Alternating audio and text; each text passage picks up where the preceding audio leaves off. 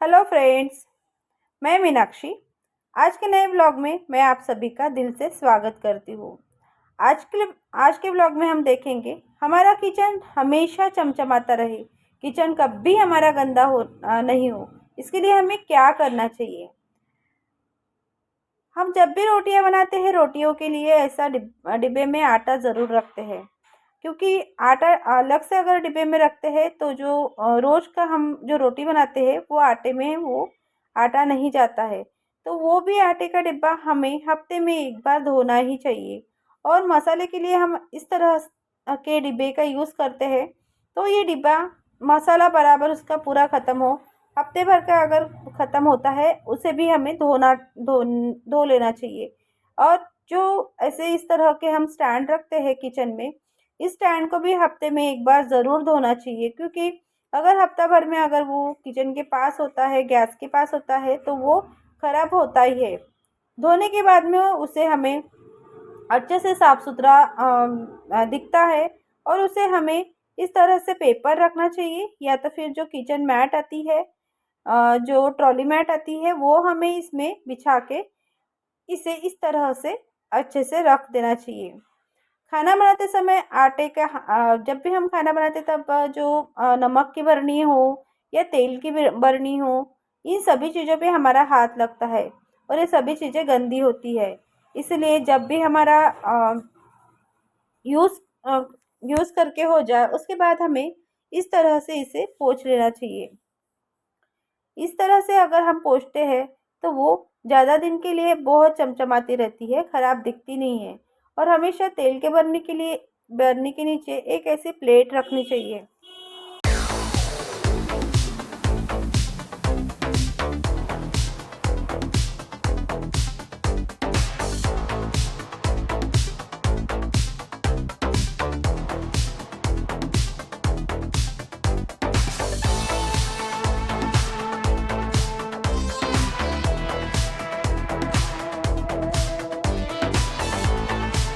डिब्बे वगैरह घिसते हैं, उसके बाद ये डिब्बे अच्छे से पोंछ लेना चाहिए, या तो धूप में सुखा लेना चाहिए। तो मैं इन डिब्बे में जो मसालेदानी में जो छोटे बाउल्स है, उसे अच्छे से पोंछ लूँगी।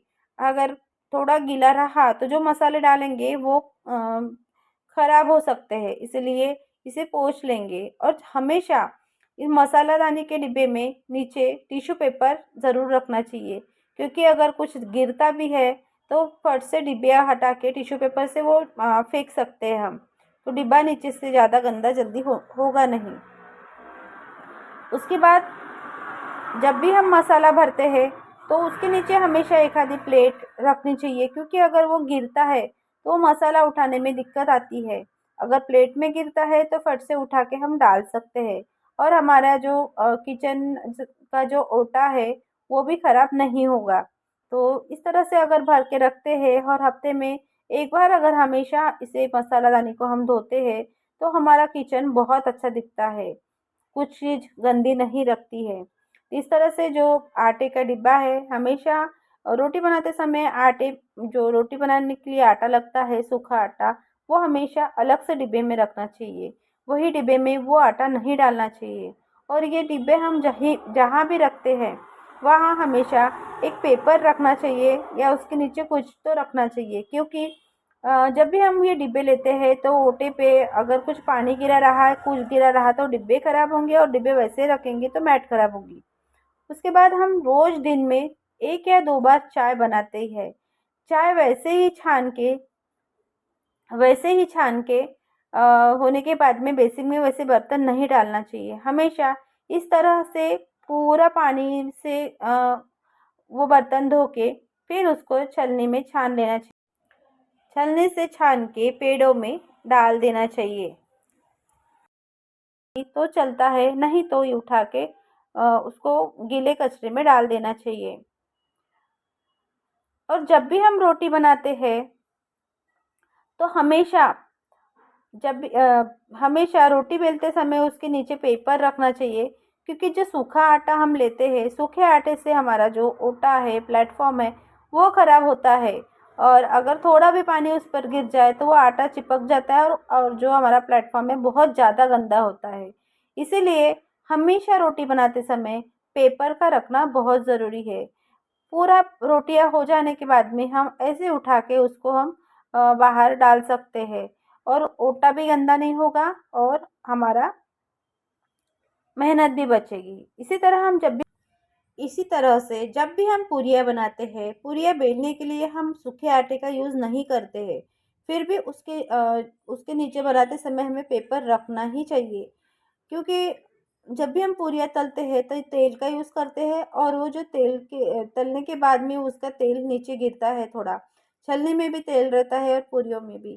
तो अगर उसके नीचे हम पेपर रखते हैं तो तेल पेपर पे गिरेगा, छलनी पे नहीं। उसके बाद हमारे किचन में बेसिन के पास हम साबुन रखते हैं और बर्तन घसने रखते हैं। तो जब भी घसनियाँ रखें तो उसको साफ़ सुथरा धो के फिर उसे अच्छे से जो ऐसे छेद वाले जाली वाले हमेशा चीज़ों पर रखें, क्योंकि अगर जाली वाली चीज़ों पर अगर हम रखते हैं तो पूरा पानी ही वहाँ से निकल जाता है और हमारी घसनी भी खराब नहीं होती है। और जब भी प्लेटफॉर्म धोने का जो कपड़ा रहता है, पोंछने का कपड़ा, वो हमेशा साबुन से अच्छे से धो के अच्छे से निचोड़ के उसको अच्छे से सूखा लेना चाहिए, क्योंकि प्लेटफॉर्म हम पोंछते हैं तो अच्छा कपड़ा होना ज़रूरी होता है। तो हमेशा अगर ऐसा यूज़ करते हैं तो ये बहुत बढ़िया दिखता है। उसके बाद हमारे किचन में हमेशा फ्रीज़ रहता ही है और खाना बनाते समय बार-बार फ्रीज़ हमें बंद और चालू करना पड़ता है। तो ये जो हैंडल रहते हैं फ्रीज़ के, ये हैंडल बहुत गंदे होते हैं और देखने में भी बहुत ख़राब लगते हैं। तो उसके बचने के लिए हम इसे हैंडल पे एक नैपकिन रखेंगे और नैपकिन जब भी हमें फ्रिज ओपन करना रहा या बंद करना रहा तो हम नैपकिन को पकड़ेंगे, हैंडल को नहीं। और जब हैंडल को पकड़ नैपकिन को पकड़ते हैं तो अगर नैपकिन गंदा भी होता है तो हम इसे धो सकते हैं। तो हमेशा फ्रिज के हैंडल पे नैपकिन रखना बहुत ज़रूरी है। हम जब भी किचन साफ करते हैं, हमारा प्लेटफॉर्म अगर साफ होने के बाद में हमेशा ट्रॉली के नीचे या तो जो प्लेटफॉर्म के नीचे का जो हिस्सा रहता है उसे भी अच्छे से उसके कॉर्नर अच्छे से पोंछ लेना चाहिए, क्योंकि ट्रॉली जब कॉर्नर में हमेशा डस्ट जमा रहती है और वो जब हम झाड़ू लगाते हैं वो डस्ट और अंदर चले जाती है। और मॉप से पोंछना न खोल के अगर पोंछते भी है तो इतनी अच्छे से साफ नहीं होता है। तो हमेशा जो प्लेटफॉर्म पोंछने का लिक्विड रहता है वो हमेशा नीचे डाल के फर्ची पे डाल के वो वो भी हमें अच्छे से हाथों से अच्छे से क्लीन करनी चाहिए। अगर ये रोज़ क्लीन रहता है तो यहाँ पे कभी भी कॉकरोच या चींटियाँ नहीं होगी। और उसी तरह से जो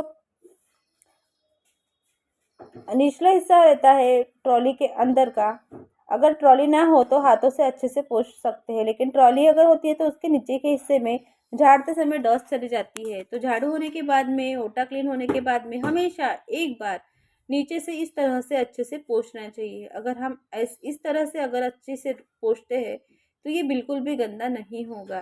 तो हमेशा झाड़ू होने के बाद में, प्लेटफॉर्म पोंछने के बाद में एक बार इस तरह से अच्छे से पोंछ लेना चाहिए। इसे करने में बस 10 मिनट वगैरह का ही वक्त लगता है, लेकिन दिखने में बहुत अच्छा दिखता है और हमारे किचन हमेशा चमचमाती रहती है। तो ये जो कॉर्नर रहते हैं हमेशा इन पर हमेशा ध्यान देना चाहिए।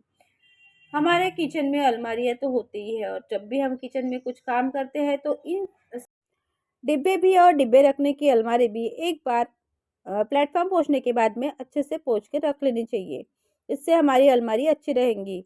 उसके बाद हम किचन में दिन में सुबह का खाना बनने के बाद में, सुबह का सारा किचन का काम होने के बाद में किचन को अच्छे से साबुन से धो लेना चाहिए।